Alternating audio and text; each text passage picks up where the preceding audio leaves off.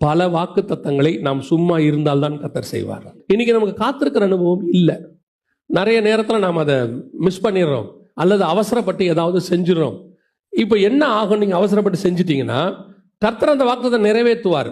நீங்கள் அவசரப்பட்டு செஞ்சதுனால அதுக்கான ஒரு டிஸ்டன்ஸ், அதுக்கான ஒரு டைம் ஆகிடும்.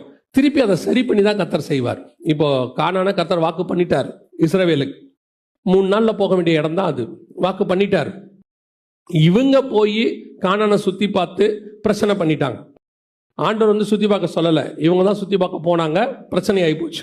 இப்போ கர்த்தர் சொல்றாரு 40 வருஷம் சுற்றி வாங்கன்னு. இப்போ கர்த்தர் எதுக்கு சுத்த சொன்னாரு? வாக்கு பண்ணப்பட்ட தேசத்தை அவங்க கொண்டு போய் சேர்ப்பதுக்கு தான். அந்த வாக்கு தத்தம் தேசத்தை வாக்கு பண்ணினதை நிறைவேற்றுறதுக்கு தான். கன்ஃபார்மா செய்ய தான் போறாரு. ஆனால் இவங்க பண்ண வேலையால 40 வருஷம் டைம் ஆகி போச்சு. அதே மாதிரி தான் பல இடங்கள்ல கர்த்தர் நமக்கு வாக்கு பண்ணி இருப்பார். நம்ம நடுவுல நமக்கு அறிதான மூளையை ரொம்ப யூஸ் பண்ணுவோம்.